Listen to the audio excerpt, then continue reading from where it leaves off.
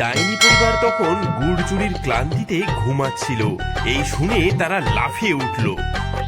ওগো ওগো খটখটি, সর্বনাশ! বুড়ি বলছে বিষের ধোয়া দিয়ে মারবে আমাদেরকে। আমাদের শরীরে পিঁপড়ে বাসা বেঁধেছে ভাবছে। ওমা, সত্যি যে! দেখো দেখো, ওই দেখো, পিঠের ফুটো দিয়ে দলে দলে লাল পিঁপড়ে ঢুকছে।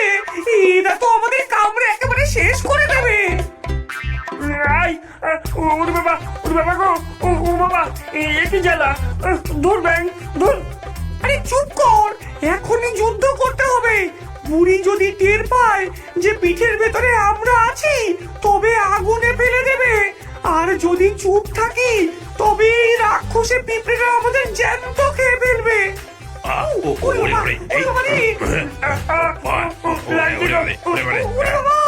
শুরু হলো এক অদ্ভুত যুদ্ধ। পিঠের ভেতরে 3 ভূত আর হাজার হাজার লাল পিঁপড়ে। ডাইনি জাদুর ফু দিয়ে পিঁপড়ে ওড়াতে চায়, কিন্তু পিঠের ভেতরে জায়গা কম। ডাইনির স্বামী পিঁপড়ে পেটাতে লাগলো। এদিকে চিমটে ব্যথায় চিমটি কাটতে লাগলো নিজের গায়ে। উফ, ওরে বাবারে! যুদ্ধ যে কতক্ষণ চলবে! ওরে বাবারে, আমার হাড় যে চিবিয়ে খেলো! ওরে বাবারে! হার মানলে চলবে না গো। বুড়ি আবার ঘুমোলে আমরা সব পিঁপড়ে বেছে বেছে বাইরে ফেলে দেবো।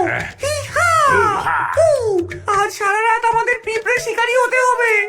সারা রাত ধরে ডাইনি পরিবার একটা একটা করে পিঁপড়ে মেরে পিঠের ভেতরেই ফেললো। সকালবেলায় বুড়ি দেখলো পিঠের চারপাশটা পরিষ্কার, কিন্তু মেঝেতে মরা পিঁপড়ের স্তূপ। বাহ! কাল রাতে পিঁপড়ে মারার ওষুধ দিলাম নাকি? সব মরে সাফ। বিকেলে বুড়ি পিঠে পুলি বানাবে, কিন্তু নারকেল কুড়া বড়ই কষ্টের কাজ। বুড়ি বটি নিয়ে বসে বিড়বিড় করছে। ধুর, সাদা শ্বাস বের করতে হবে। ছুলবো গায়ের ছাল, কুড়ুনি দিয়ে কুড়ে কুড়ে তুলবো পিঠের খাল। সাদা জিনিস না পেলে আজ রক্ষে কারোর নাই।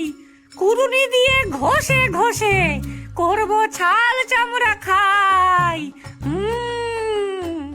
পিঠের ভেতরে ডাইনি পরিবার তখন ঘুমাচ্ছিল। এই শুনে তারা লাফিয়ে উঠল। ওরে হারগিলে ওঠ! বুড়ি বলছে গায়ের ছাল তুলবে, কুড়ুনি দিয়ে ঘষে ঘষে আমাদের মারবে। ও বাবা, ওই ধারালো দাঁতওয়ালা কুড়নি দিয়ে! ওরে বাবারে! বুড়ি সাদা জিনিস চাইছে। নারকেল, নারকেল! ও নারকেল চাইছে। যা যা, পাড়া সব নারকেল চুরি করে এনে কুড়নি দিয়ে তাড়াতাড়ি কুড়ে দে, নইলে আজ আমাদের আর